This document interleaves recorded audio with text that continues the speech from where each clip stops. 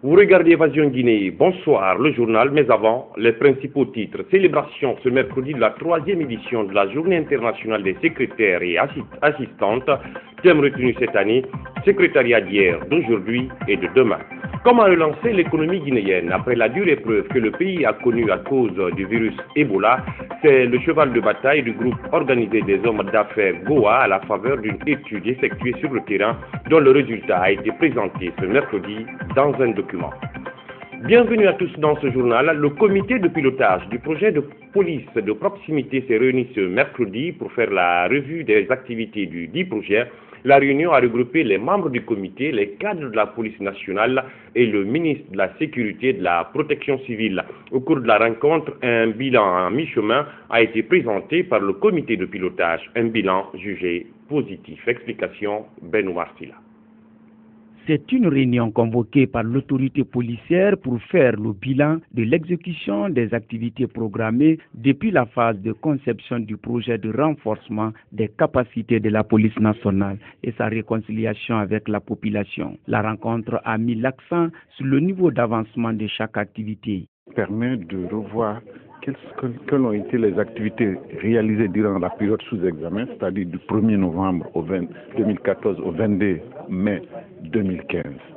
En termes de renforcement des capacités de la police nationale, la professionnalisation des effectifs et de réhabilitation du cadre de travail des fonctionnaires. Ce projet de la mise en œuvre de la police de proximité en Guinée a été prolongé de 6 mois qui arrivent à terme le 22 mai prochain. Il devrait former 700 policiers et réhabiliter le cadre de travail des fonctionnaires de la police guinéenne. Un nouvel appui a été décidé par l'Union européenne pour consolider les acquis de ce premier projet et donc permettre d'accentuer encore le travail qui a été fait en matière de police de proximité.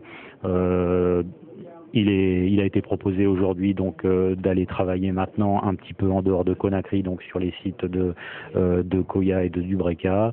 Le ministre de la Sécurité et de la Protection civile a, semble-t-il, validé cette option. Les résultats du projet constatés sur le terrain et présentés ce mercredi par le comité de pilotage satisfont les autorités policières. Je suis pleinement satisfait de l'accompagnement, de l'appui technique et financier des partenaires de l'Union européenne, de la coopération française pour la mise en place d'une police de proximité avec son noyau dur que nous appelons le Conseil local de sécurité et de prévention de la délinquance. Le comité de pilotage du projet projette d'étendre la mise en place de la police de proximité sur tout le pays, promouvoir les échanges entre la police et la gendarmerie, ainsi que d'appuyer les écoles nationales de la police dans leur système de formation. Justice à présent, suite ce mercredi du procès du journaliste du site Guinée Matin contre le gendarme Tambassa Keita, l'adjudant de la gendarmerie a encore brillé par son absence. À la phase des plaidoiries, le parquet qui a reçu un certificat médical qui atteste que le journaliste Abdoulaye Oumousso a été blessé dans l'exercice de son métier exige la comparution du médecin légiste à titre de simple renseignement. Explication, Mfali Guilabouki. Il souffre dans sa chair et dans son âme. Abdoulaye Oumousso, le journaliste du site Guinée Matin, a été victime de coups et blessures volontaires de la part de l'adjudant Tambassa Keita, alors qu'il couvrait la manifestation de la société civile au mois de février dernier. Le journaliste s'est constitué partie civile dans un procès qui traîne. Le gendarme refuse de répondre à la convocation du tribunal de première instance de Kaloum. Une attitude qui n'arrête pas la machine judiciaire. Au cours de la phase des plaidoiries, une audience éclair et le parquet a exigé que le médecin légiste qui a produit le certificat médical du journaliste comparaisse. Pour l'avocat de la partie civile, les faits commis sur le journaliste sont clairs. C'est que les faits sont clairs. Je suis convaincu que mon client est victime de coups et blessures volontaires. Les images sont là, les témoignages ont été apportés. Le véhicule dans lequel même le gendarme se trouvait ces jours-là, au palais du peuple, pour le maintien d'ordre, nous avons présenté les références de ce véhicule de gendarmerie. Donc les preuves sont réunies. Donc je suis convaincu que ce gendarme sera condamné. Face à la lenteur de la procédure, le journaliste du site Guinée Matin se sent inquiet, mais ne compte pas reculer. Si j'ai fait recours à la justice, c'est parce que je fais confiance à la justice. C'est pas parce que Tambassa m'a agressé que je ne vais pas continuer mon métier. Et je suis sûr que d'autres feront comme moi quand ils seront agressés. Tant que les journalistes seront agressés, ils porteront plainte. Et tant qu'ils porteront plainte, je suis sûr qu'ils iront gain de cause. À travers les agissements de certaines brebis galeuses, l'image des forces de sécurité et de défense est suivie et soutienne le directeur de publication du site Guinée Matin.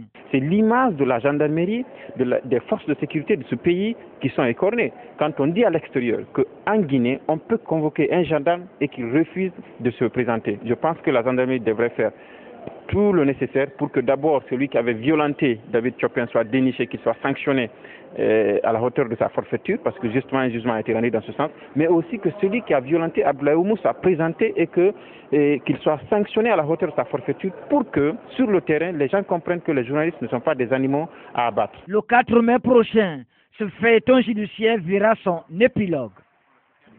Je vous le disais en début de journal, la 3e édition de la Journée internationale des secrétaires et assistantes a été célébrée ce mercredi en Guinée. Thème retenu cette année, secrétariat d'hier, d'aujourd'hui et de demain. L'activité s'inscrit dans le cadre de la reconnaissance de ce métier, mais aussi de sensibiliser les secrétaires sur le professionnalisme. Compte rendu, Lansana Traoré. Célébrée depuis plus d'une soixantaine d'années par l'humanité, la Journée internationale des secrétaires et assistantes est à sa 3e édition en Guinée. Une journée qui vise à faire l'état des lieux de ce métier, mais également appeler les secrétaires à plus de rigueur dans la pratique. C'est une journée spéciale. C'est la journée qui a été choisie pour reconnaître à la secrétaire vraiment tout ce qu'elle fait au courant de l'année. L'humanité la célèbre il y a 64 ans. Pendant que l'Europe et l'Afrique la célèbrent il y a 24 ans, et au titre de la Guinée, l'ONG Repose-Guy est l'organisatrice officielle de l'événement depuis 2013. Confidente et bras droit des patrons dans les administrations, le métier de secrétaire a évolué dans le temps. Quand nous travaillons, il y a 40 ans, on n'avait droit qu'à une machine mécanique sur laquelle il fallait taper de toutes ses forces. On appelait ça un sous Tongourboulet. Vous voyez ce que c'est? Alors, pour casser une note de palmis avec le doigt, il fallait bien y avoir de la force. Avec la mutation technique et technologique, ce métier est beaucoup plus favorisé de nos jours. Quand c'était la machine mécanique, la faute, on ne pouvait pas faire de sous-charge. Si on faisait, on gommait avec quoi, vous savez? La lame de rasoir. On grattait avec doigté et on retapait dessus. Ensuite, quand la machine électrique est venue, nous avions des bandelettes. Ça ne se corrigeait pas. Mais quand on avait toute une phrase à corriger, on mettait une bandelette dessus, ou bien du blanc d'Espagne, et on retapait. Alors, aujourd'hui, avec l'informatique, les secrétaires sont libérés des tracas à 50%, je peux dire. Pour Hadja Massire Touré, secrétaire depuis plus de 40 ans, le métier de secrétaire et d'assistante est capital pour la réussite de toute administration. Je ne dis pas que sans la secrétaire, rien ne peut être fait, mais sans la secrétaire, je me demande comment le patron va se débrouiller pour retrouver ses documents classés, pour taper les lettres, pour le travail, mettre sous enveloppe et distribuer. Il y a 40 ans, nous étions des auxiliaires de station. Et en tant qu'auxiliaire, nous marchons le travail pour le patron. Une bonne secrétaire est celle-là qui donne son travail d'actylographie au patron qui peut signer les yeux fermés. Donc, il faut qu'elle ait des compétences. Placée cette année sous le thème « Le secrétariat », hier, aujourd'hui, demain, cette journée a été célébrée par le réseau des professionnels du secrétariat en Guinée pour soutenir la profession. Autre facette de l'actualité nationale, la tenue ce mercredi d'une assemblée générale extraordinaire élective et d'installation du bureau exécutif de la nouvelle instance de coordination nationale en Guinée. Les élus de ce bureau devront s'investir davantage dans la lutte contre certaines maladies comme le palu et le VIH-Sida. Explication, Néné Moubaldi. Le bureau exécutif de l'instance de la coordination nationale en Guinée pour la lutte contre le paludisme, le VIH-Sida et la tuberculose a enfin été renouvelé ce mercredi. C'est une initiative du Fonds mondial en association avec le gouvernement, la société civile et des organisations comme plan pour intensifier les efforts afin de combattre ces 3 maladies. Et d'après l'élection, Dr Kekura Kuruma, expert international en santé publique et professeur à l'université de Conakry, a été élu président. Et la première vice-présidente, c'est Dr Madame Kanté Aminata Soumaoro, qui est la présidente du réseau des personnes infectées et affectées de Guinée. Et le deuxième vice-président, c'était Nicolas Destrin, qui représente l'ambassade de France. Mohamed Saïd Fofana, président d'honneur de cette assemblée, revient sur le rôle de la coordination. Le rôle de l'instance de coordination nationale sera d'identifier d'abord les personnes ressources pour la conception des documents techniques, des demandes de subventions. Ensuite, elle devra veiller à l'identification, la sélection, la désignation des récipiendaires acteurs de mise en œuvre de ces fonds. Elle devra enfin assurer la prévention et ou la gestion des risques liés à la gestion de la subvention pour le bien-être des populations cibles. Les élus, la joie sur le visage, remercient les organisateurs et promettent de mettre en œuvre leur expérience afin de lutter contre ces différentes maladies. Je suis très contente parce que je sais que Dr Kuruma est un médecin pharmacien qui a de bonnes expériences professionnelles. Vraiment, nous allons pouvoir éradiquer le paludisme, la tuberculose et le sida dans le pays pour le bonheur de tous les Guinéens. Je suis vraiment ravie parce que là, comme je suis là pour les malades et je vais défendre les malades là jusqu'au bout. Espérons que ces nouveaux venus feront face à leurs responsabilités quand on sait que ces maladies ont fait assez de victimes en Guinée. Comment relancer l'économie guinéenne après la dure épreuve que le pays a connue à cause du virus Ebola? C'est le cheval de bataille du groupe organisé des hommes d'affaires à la faveur d'une étude effectuée sur le terrain dont le résultat a été présenté ce mercredi dans un document. Et pour relancer ce secteur, le GOA propose des pistes de solutions. Nabi Kamara, Manian Kondé. Depuis l'apparition de ce virus maudit en Guinée, le GOA a toujours fait de la lutte contre Ebola sa priorité. C'est pour cette raison qu'il vient d'effectuer une étude approfondie sur le terrain qui lui a permis de constater que le virus Ebola a placé la Guinée sous la menace d'une récession économique sans précédent. L'économie guinéenne est atteinte en profondeur dans son fonctionnement, dans ses activités, dans ses résultats. Ce qui fait qu'il y a eu une baisse des recettes publiques, il y a eu une baisse de la croissance économique qui est passée de 4,5% à 1,3%.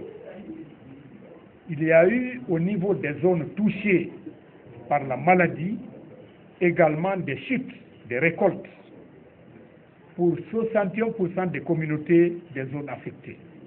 Au regard des résultats encourageants enregistrés ces derniers temps grâce à la vaste campagne de riposte engagée contre Ebola, la Guinée est en passe de terrasser cette épidémie. Face donc à cette situation, le GOA estime qu'il s'avère urgent d'engager sans tarder des mesures de riposte au plan économique afin de relancer ce secteur après Ebola. Il faut limiter au minimum les manipulations de liquidités entre les contribuables. Il faut aussi étudier des moyens de subvention de certains produits stratégiques. Il faut organiser des forums, des rencontres économiques, d'identifier des partenaires, de négocier aussi avec les ambassades et les chancelleries les facilités d'obtention de visas. Dans ce document, le groupe organisé des hommes d'affaires demande aussi aux autorités guinéennes le renforcement strict des mesures sanitaires dans les marchés, surtout à l'approche de la saison pluvieuse, pour éviter encore la propagation du virus Ebola et d'autres maladies contagieuses. Vous savez vous-même l'état actuel des zones de grande concentration de nos populations. Je voudrais parler des marchés. Les marchés guinéens sont des zones à risque. Ces marchés doivent être assainis. Qu'il y ait Ebola ou pas, il faut que ces marchés soient assainis. Vous-même, je crois, vous allez dans ces marchés et la saison des pluies qui s'annonce, les immondices sont là. Il y a vraiment un potentiel de transmission et de contamination dont les conditions sont favorables. Le GOA, à travers cette modeste contribution à la réflexion au redressement économique post-Ebola, compte sur le soutien du gouvernement et réitère sa disponibilité afin d'impulser la croissance économique de la Guinée. Encore un autre accident de la circulation des mineurs au volant. C'est un élève de la 11e année qui a percuté un homme d'une quarantaine d'années. La victime se trouve dans un état très critique. Explication, Ben Oumar Silla. L'acte s'est produit ce mercredi 29 avril à Sonfonia, à la route banlieue de Conakry. Mamadou Alpha Diallo, élève de la 11e année au volant de la voiture de ses parents pour l'école, a percuté un homme en le blessant au niveau de la tête. Mamadou Alpha se dit détenteur d'un permis de conduire. Je quittais à la maison pour l'école. Je suis venu jusqu'au niveau du commissariat. Le passage, le monsieur est sorti brusquement. Après, je l'ai tamponné. Quand j'ai fait l'accident, j'ai perdu mon permis. La victime, plongée dans un profond traumatisme crânien, se trouve à l'urgence du CHU Donka sous des soins intensifs. La police routière promet d'engager une répression contre la conduite des mineurs. Nous avons pris des dispositions draconiennes. La brigade d'intervention rapide est là. Chaque matin maintenant, on va sillonner la devanture des écoles. Nous prenons un enfant au volant, le père de famille, les parents seront interpellés. Cet autre accident relance la problématique des mineurs au volant. L'on ne se souvient pas plus qu'un mois, 4 mineurs ont trouvé la mort dans un accident pareil à Nongo. Des cartes d'abonnement Canal+ pour l'espace Blue Zone de Kaloum, le geste est de la chaîne Canal. Il vise à contribuer au développement de la jeunesse et par ricochet renforcer ses relations avec Bolloré Blue Line. Compte rendu ici à Gadjakité. Dans le cadre du renforcement des liens avec la jeunesse guinéenne, Blue Line Guinée du groupe Bolloré a offert mardi des cartes d'abonnement Canal+ à la Blue Zone de Kaloum. Ainsi, la structure entend participer à l'éducation de la jeunesse guinéenne à travers la télévision. Le projet là aujourd'hui, c'est dans le cadre de la mise en relation de Bolloré Blue Line et la population guinéenne, en particulier la jeunesse guinéenne, qui ont offert des abonnements. Ce projet a couvert déjà les maisons des jeunes de Conakry et d'Ibreka et passe de 2 à 12 mois d'abonnement. Pour le moment, on a couvert toutes les maisons des jeunes de Conakry et une partie de d'Ibreka. Le moment où je vous parle, toutes les installations ont été déjà faites depuis la Coupe d'Afrique. Ça a été déjà fait, donc c'est une prolongation aujourd'hui qu'on a effectuée, parce que c'était un abonnement de 2 mois, c'était juste pour l'événement sportif, mais puisque ça a déjà fait un impact, donc du coup, on a déjà prolongé pour un abonnement de 12 mois pour toutes les maisons des jeunes que je vous ai énumérées. Quant à la directrice d'exploitation de la Blue Zone, elle est revenue sur les raisons qui ont motivé l'initiative d'un tel projet. L'initiative est venue comme je l'ai dit tout à l'heure, de l'appel qu'on a reçu des personnes qui gèrent ces lieux. Donc pour faire un petit rappel, pendant la Coupe du Monde, on a, avec un partenariat avec UMS et le ministère de la Jeunesse, offert des télés au quartier pour permettre aux jeunes de suivre les matchs importants, puisqu'on sait qu'il n'y a pas le courant dans tous les quartiers et qu'en général, on a 100-200 jeunes qui se retrouvent autour d'un poste téléviseur pour regarder les matchs. Donc le succès que cela a eu et la demande auprès des jeunes nous a interpellés. On s'est dit, alors pourquoi ne pas continuer ce partenariat. À noter que l'installation et l'entretien des kits sont assurés par Satelcom Canal+. Sport, football notamment, le Syli national de Guinée a un nouvel entraîneur. Il s'agit du Français Luis Fernandez qui était en négociation depuis quelques semaines avec la Fédération guinéenne de football. Un choix qui ne fait pourtant pas l'unanimité dans le milieu sportif guinéen. Explication, Omar Diaby. Le Français Luis Fernandez, nouveau sélectionneur de la Guinée, l'ancien international français et ex-entraîneur du Paris Saint-Germain, Luis Fernandez, âgé de 55 ans, a annoncé mardi qu'il devenait le sélectionneur du Syli national de Guinée. Ce fut long à se décider, mais j'ai décidé de bien prendre mon temps avant de m'engager, a-t-il expliqué sur Beansport dont il est consultant. Nous avons pris le temps de discuter du staff. Je serai accompagné de Kaba Diawara et d'Amara Simba. Mon objectif est la CAN 2017. En fonction de mes résultats, on verra comment se passera la suite de l'aventure. À rappeler qu'il n'a plus entraîné depuis la fin de son contrat au poste de sélectionneur d'Israël en 2011. Il est le consultant à la radio RMC dans l'émission Luis Attaque. Considéra-t-il les deux comme auparavant? Est-il le profil idéal dont la Guinée a réellement besoin vu son absence au plus haut niveau depuis belle lurette? Toutes ces réponses seront données par le Français d'origine basque attendu dans les prochains jours à Conakry pour animer une conférence de presse. Sur le continent, c'est un rapport explosif qui vient d'être rendu public. Il émane de l'ONU et il met en cause des soldats de l'armée française déployés en Centrafrique. Ils sont accusés d'abus sexuels sur mineurs. Reportage. Ce camp aurait-il été le théâtre de violences sexuelles commis par des soldats français sur des enfants? Nous sommes en décembre 2013. Fuyant les massacres, des milliers de Centrafricains se massent aux abords de l'aéroport de Bangui, sécurisé par les militaires français de l'opération Sangaris. C'est cet homme, Anders Kompass, un Suédois employé des Nations Unies, qui aurait révélé l'affaire.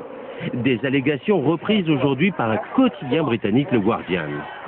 Selon le journal, des enfants, certains âgés de 9 ans, auraient affirmé avoir été abusés par des soldats en échange de nourriture.